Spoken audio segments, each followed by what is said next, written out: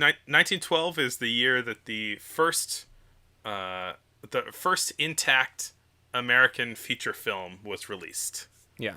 and that Or is Richard the the oldest Third. surviving. Yes, Yeah. Richard the Third. I think the other one might have come out in 1912 also, but uh, just like earlier in the year. Oh, okay. And yeah, it does not survive in full.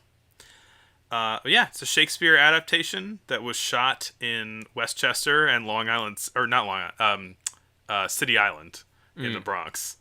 Um, Classic Shakespeare location. yeah, and yeah, it's Shakespeare. What do you think of this Well, movie? it's a bit weird because I feel like so much of Shakespeare is the language, and this is a silent film. Yeah, And they don't even use, quotes from Shakespeare in the intertitles.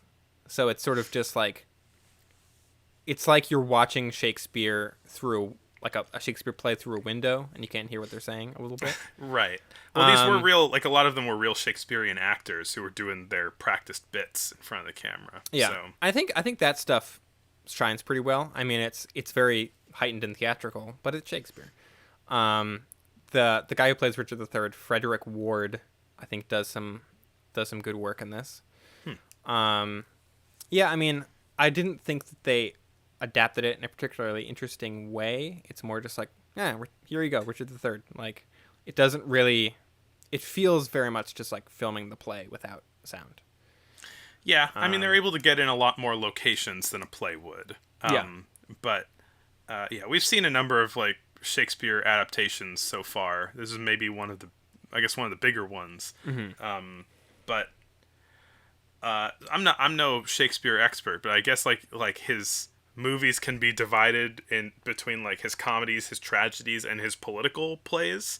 Where this one is a political one that's just about like palace intrigue, and I feel like that kind of stuff isn't very visual, and so it doesn't work super well yeah. on film. The intrigue stuff doesn't. The murders do. There's a lot of murders in this one. Yeah. That stuff plays pretty well on film.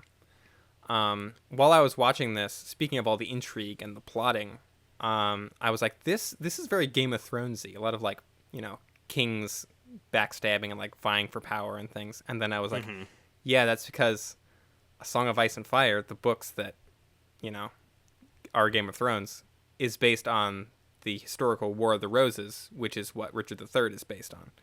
So Oh. it literally is Game of Thrones. Oh. Not literally, I shouldn't say. I'm using that word entirely incorrectly. But they are both stemming from the same historical story.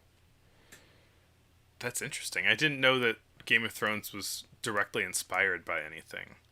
Yeah, I mean, I think it's in the sense that it is sort of warring royal families who do lots of intrigue and murders. Yeah. I think beyond that, it kind of, it adds a lot. But yeah, I mean, this was one that was like, I'm glad I watched it because of its kind of historical importance, but it wasn't the most entertaining. No, I was Guess. quite bored by it, honestly.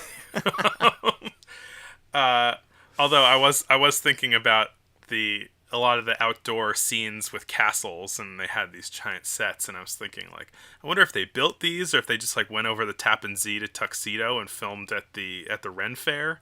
But Assuming there was a Ren Fair there in Yeah. 1912, I don't know. Maybe. that's okay. That joke didn't land.